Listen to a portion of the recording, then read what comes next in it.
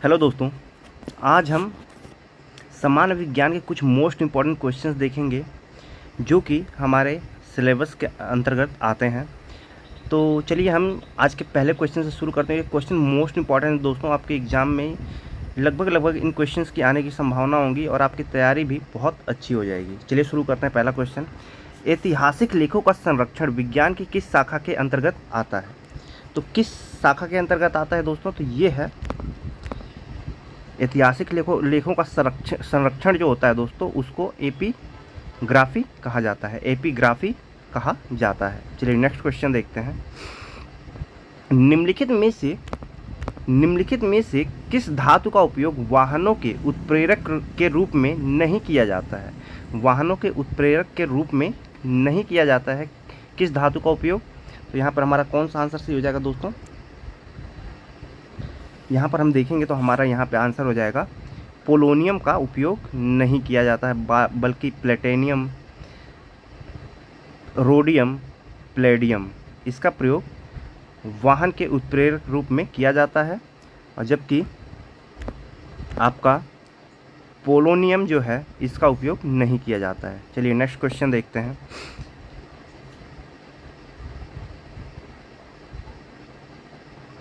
Ornithophily किसके द्वारा होता है? ऑर्निथोफिली किसके द्वारा होता है दोस्तों?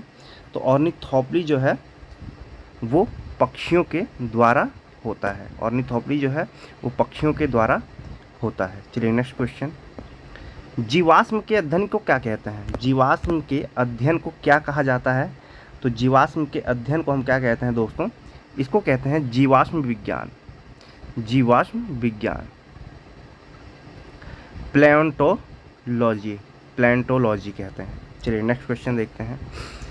डैश में पौधे का भौतिक रूप और बाहरी संरचना का अध्ययन किया जाता है। तो किसमें बाहरी और भौतिक रूप का, पौधों के भौतिक रूप का अध्ययन किया जाता है दोस्तों? तो उसको क्या कहा जाता है?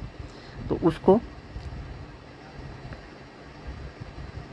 फाइटोमॉर्फोलॉजी कहा जाता है। फाइटोमॉर्फोलॉजी कहा जाता है। ये क्वेश्चन मोस्ट इंपॉर्टेंट है दोस्तों, आपके एग्जाम में आने की संभावना ज़्यादा है। चलिए नेक्स्ट क्वेश्चन, रेडियोधर्मी यूरेनियम काल निर्धारक नामक काल निर्धारण विधि का प्रयोग किसके काल निर्धारण के लिए नहीं किया जाता है? तो किसके काल निर्धारण के लिए नहीं किया जाता है? तो इसका आंसर क्या हो जाएगा हमारा? फॉसिल्स और पादप पिंड, फॉसिल्स एंड प्लांट बॉडीज़ के लिए नहीं किया जाता है, बल्कि बाकी खनिज, पृथ्वी पर खनिज, मिट्टी और चट्टानों के लिए इसका प्रयोग किया जाता है, जिससे कि हम उसकी आयु पता कर सकते हैं। चलिए नेक्स्ट क्वेश्चन, कौकों के अध्ययन को कहते हैं, कौकों के अध्ययन को क्या कहा जाता है दोस्तों? तो कौकों के अध्ययन को कहा जाता है माइकोलॉजी। क्या कहा जाता है? माइकोलॉजी। कौकों के अध्ययन को, जो फंगाई, स्टडी ऑफ फंगाई जो होती है, उसके अध्ययन को माइकोलॉजी कहा जाता है। चलिए next question, study of classification of organisms is known as, जीवों के वर्गीकरण के अध्ययन को क्या कहा जाता है? जीवों के वर्गीकरण के अध्ययन को क्या कहा जाता है? तो जीवों के वर्गीकरण के अध्ययन को कहा जाता है दोस्तों टैक्सोनॉमी। टैक्सोनॉमी जो है वो ऑर्गेनिजम्स के क्लासिफिकेशन को कहा जाता है, टैक्सोनॉमी। चलिए नेक्स्ट क्वेश्चन देखते हैं। माइक्रो बायोलॉजी का जनक किसे कहा जाता है? उन्हें बैक्टीरिया की खोज के लिए भी जाना जाता है। तो माइक्रोबायोलॉजी का जनक किसको कहा जाता है? तो माइक्रोबायोलॉजी का जनक जो है दोस्तों एंटोनी वैन ल्यूवेंका, एंटोनी वैन ल्यूवेंका को कहा जाता है। चलिए नेक्स्ट क्वेश्चन देखते हैं। पशुओं के व्यवहार के वैज्ञानिक और वस्तुनिष्ठ अध्ययन को कहा जाता है। वस्तुनिष्ठ अध्ययन को क्या कहा जाता है दोस्तों? तो इसका आंसर सही हो जाएगा हमारा एथोलॉजी। एथोलॉजी कहा जाता है। चलिए नेक्स्ट क्वेश्चन देखते हैं। निम्नलिखित में से किसने पादप ऊतक संवर्धन का कार्य आरंभ किया है? किसने आरंभ किया था दोस्तों? तो ये किसने आरंभ किया था? तो ये है हैवरलैंड ने किया था। चलिए नेक्स्ट क्वेश्चन, निम्नलिखित में से कौन से कोशिकाओं का आत्मघाती बैग कहे जाते हैं? मतलब the suicidal bag of all the suicidal bags of the cell are, क्या कहे जाते हैं इनको? तो इनको कहा जाता है लाइजोसोम्स। लाइजोसोम्स कहा जाता है, लाइसोसोम्स कहा जाता है। चलिए नेक्स्ट क्वेश्चन, निम्नलिखित में से क्या आलिंगीय सूत्रीय अवस्था है? कौन सी है? तो इसमें हमारा कौन सा आंसर सही हो जाएगा दोस्तों? तो यहाँ पर हमारा आंसर सही हो जाएगा अल्जाइमर रोग। अल्जाइमर जो रोग है उसको अलिंग सूत्रीय अवस्था कहा जाता है। Dominant autosomal disorder, dominant autosomal disorder कहा जाता है। चलिए नेक्स्ट क्वेश्चन, रोधी गुणों का युग्म जो समान विशेषताओं को नियंत्रित करे, विरोधी गुणों का युग्म जो समान विशेषताओं को नियंत्रित करे क्या कहलाता है? तो इसमें क्या कहलाता है दोस्तों ये? तो ये कहलाता है युग्म एलीली कहा जाता है, युग्म विकल्पी। एलीली कहा जाता है युग्म विकल्पी। चलिए नेक्स्ट क्वेश्चन, रसायनों का एक समूह है जो कोशिका विभाजन और पौधों के गठन को प्रभावित करते हैं। तो रसायनों का कौन सा समूह है जो कोशिका विभाजन और पौधों के गठन को प्रभावित करता है दोस्तों? तो यहाँ पर हमारा आंसर सही हो जाएगा साइटोकिनिन्स। साइटोकिनिन्स कहा जाता है। नेक्स्ट क्वेश्चन, निम्नलिखित में से कौन सा संयोजक ऊतक नहीं है? संयोजक ऊतक नहीं है दोस्तों, तो इसमें कौन सा आंसर हमारा सही हो जाएगा? ये है स्केलेटल मसल्स, कंकाल पेशी जो है वो संयोजक ऊतक नहीं है। चलिए नेक्स्ट क्वेश्चन, कोशिका के किस हिस्से में प्रोटीन बनाया जाता है? तो कोशिका के किस हिस्से में प्रोटीन बनाया जाता है? तो ये कौन सा हिस्सा होता है जिसमें प्रोटीन बनाया जाता है दोस्तों? तो इसको बोलते हैं राइबोसोम्स, राइबोसोम्स बोला जाता है इसको। चलिए नेक्स्ट क्वेश्चन, एक मानव कोशिका में कितने गुणसूत्र होते हैं? एक मानव कोशिका में कितने गुणसूत्र होते हैं? तो मानव कोशिका में दोस्तों 46 गुणसूत्र होते हैं, 46। चलिए नेक्स्ट क्वेश्चन, कोशिकाओं के अध्ययन को क्या कहा जाता है? कोशिकाओं के अध्ययन को क्या कहा जाता है दोस्तों? तो इसको कहा जाता है साइटोलॉजी। साइटोलॉजी कोशिकाओं के अध्ययन को कहा जाता है। चलिए नेक्स्ट क्वेश्चन, यूकेरियोटिक कोशिकाओं में आरएनए का संश्लेषण डैश में होता है। तो कहाँ पे होता है दोस्तों? आरएनए का संश्लेषण कहाँ पे होता है? यूकेरियोटिक में। तो इसका आंसर कौन सा सही हो जाएगा? तो इसका आंसर सही हो जाएगा न्यूक्लियस में, न्यूक्लियस में होता है। नेक्स्ट क्वेश्चन,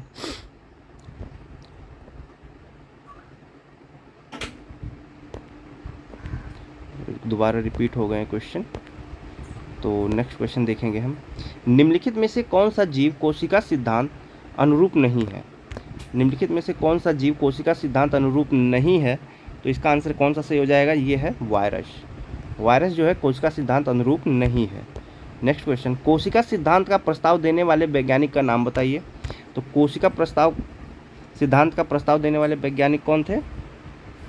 तो ये थे दोस्तों सिल्डन और स्वान, सिल्डन और स्वान थे। चलिए नेक्स्ट क्वेश्चन, निम्न में से कोशिका का नियंत्रक केंद्र कौन है? नियंत्रक केंद्र कौन है निम्न में से? तो यहाँ पे कौन है जो कोशिका को नियंत्रित करता है दोस्तों? तो ये है न्यूक्लियस जो होता है वो कोशिका को नियंत्रित करता है। चलिए नेक्स्ट क्वेश्चन, वह कोशिका अंग है जिसमें श्वसन और ऊर्जा उत्पादन के जैसी जैव रासायनिक प्रक्रियाएं होती हैं। हम ये क्वेश्चन रैपिड फायर में करते हैं जो दोस्तों ताकि जल्दी से जल्दी हम अपनी वीडियो को ख़त्म कर सकें। तो ये है माइटोकॉन्ड्रिया। माइटोकॉन्ड्रिया वह कोशिका अंग है जिसमें श्वसन और ऊर्जा उत्पादन के जैसी जैव रासायनिक प्रक्रियाएं होती हैं, उसको क्या कहा जाता है? Mitochondria.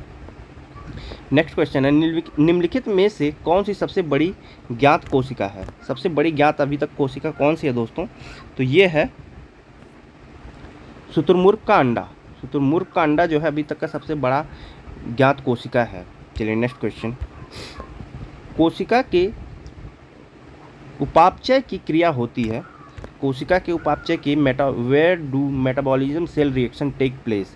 Metabolism cell reaction takes place कहाँ पे होता है? कोशिकाओं के मेटाबॉलिज्म क्रिया कहाँ होती है? तो ये कहाँ पे होती है दोस्तों?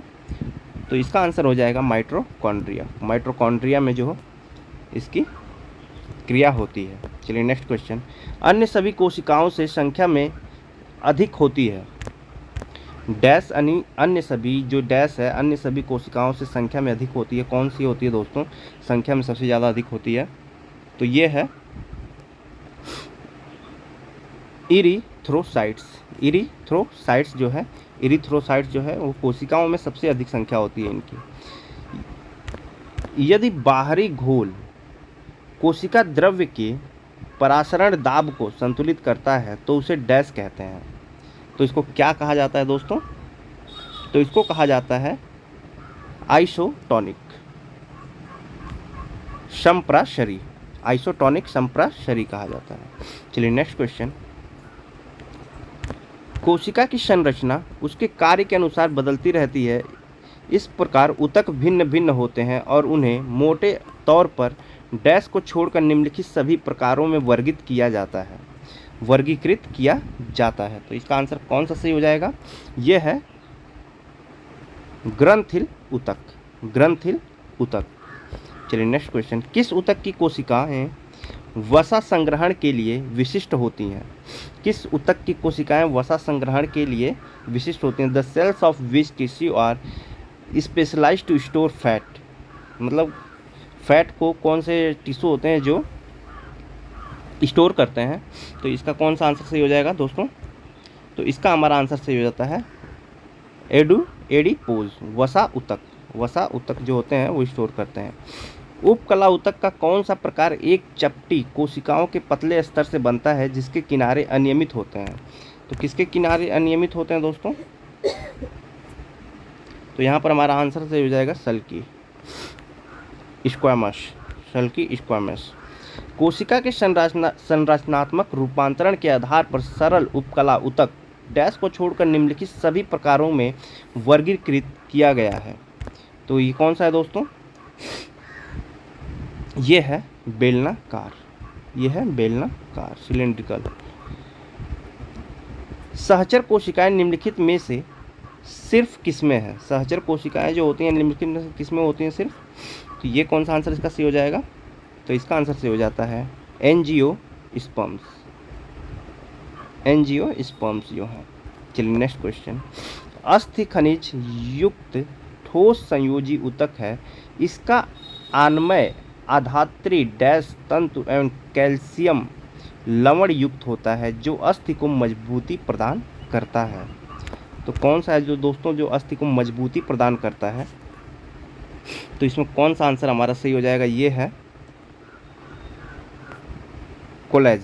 कोलेजन जो होता है वो अस्थि को मजबूती प्रदान करता है।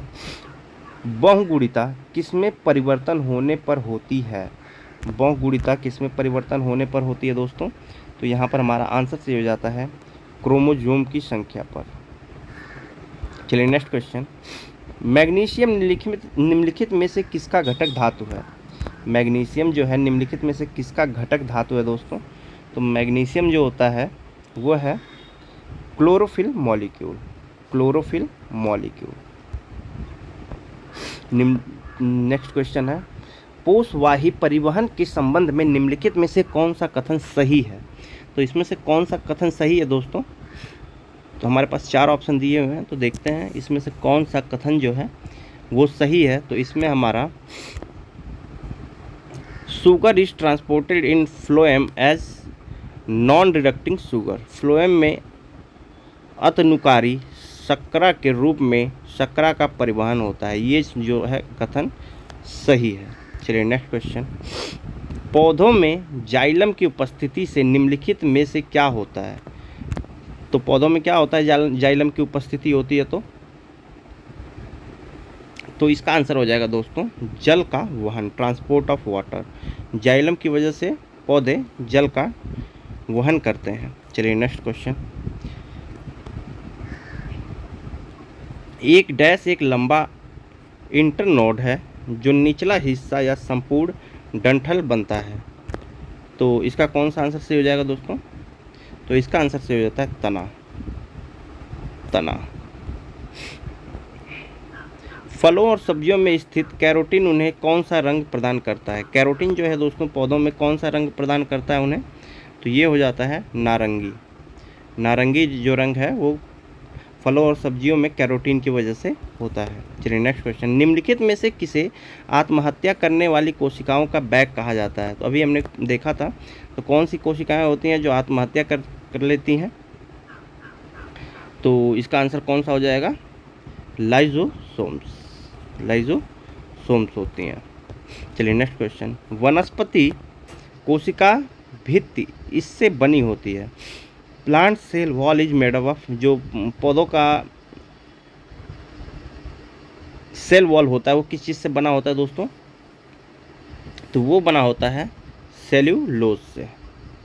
कोशिका भित्ति इसी से बनती है, सेल्यूलोज से। चलिए नेक्स्ट क्वेश्चन, निम्नलिखित में सूत्री विभाजन का पहला चरण कौन सा है? निम्नलिखित में सूत्री विभाजन का पहला चरण कौन सा है? माइटोसिस का। तो इसका कौन सा आंसर सही हो जाएगा? तो ये है पहला चरण जो होता है प्रोफेज कहा जाता है इसको। पहला चरण जो है प्रोफेज कहा जाता है। दूसरा चरण जो होता है दोस्तों वो मेटाफेज होता है। तीसरा चरण एनाफेज होता है और चौथा चरण टीलोफेज होता है। चलिए नेक्स्ट क्वेश्चन, इनमें से किस जगत से संबंधित जीवों की कोशिकाओं में नाभिकीय झिल्ली अनुपस्थित है? तो किस में अनुपस्थित होती है नाभिकीय झिल्ली, जो न्यूक्लियर झिल्ली होती है? तो इसका आंसर कौन सा सही हो जाएगा दोस्तों? तो ये होता है मोनेरा में अनुपस्थित है। चलिए नेक्स्ट क्वेश्चन, झिल्लीदार गर्दन किसका अभिलक्षण है? झिल्लीदार गर्दन किसका अभिलक्षण है? तो ये किसका अभिलक्षण है दोस्तों? तो इसका आंसर हो जाता है टर्नर संलक्षण, टर्नर सिंड्रोम। चलिए नेक्स्ट क्वेश्चन, पौधों का अधिकांश पानी पत्तियों के किस भाग द्वारा खो जाता है? तो किस भाग द्वारा खो जाता है? तो इसका आंसर कौन सा हो जाएगा दोस्तों? पौधों का अधिकांश पानी पत्तियों किस भाग द्वारा खो जाता है दोस्तों? तो ये होता है स्टोमेटा। ये होता है स्टोमेटा। चलिए नेक्स्ट क्वेश्चन देखते हैं, निम्नलिखित में से कौन सा तत्व यह निर्धारित करता है कि समान वंश और प्रजाति के जीवों का समूह सामान्य धंतों में उद्भूत होता है और भिन्न भिन्न स्रोतों से, ये स्रोत है दोस्तों, स्रोतों से उद्भूत होता है और भिन्न भिन्न स्रोतों से क्वेश्चन मार्क दिया हुआ है। तो यहाँ पर कौन सा आंसर सही हो जाएगा हमारा? तो यहाँ पर हमारा आंसर सही हो जाता है दोस्तों डीएनए जो है ये क्या होता है कि समान वंश प्रजाति के समूहों को सामान्य स्रोतों से उद्भूत होता है और ये भिन्न भिन्न तरीके से ट्रांसफ़र होता रहता है। चलिए नेक्स्ट क्वेश्चन, कौन सा रासायनिक यौगिक अनिवार्यतः सभी विषाणुओं में पाया जाता है? तो सभी विषाणुओं में पाया जाता है दोस्तों, ये है प्रोटीन पाया जाता है। चलिए नेक्स्ट क्वेश्चन, निम्नलिखित में से कौन सी एक चीज़ जीन का गठन करती है? तो जीन का गठन कौन सी एक चीज़ करती है दोस्तों निम्नलिखित में से? तो ये होती है पॉलीन्यूक्लियोटाइड्स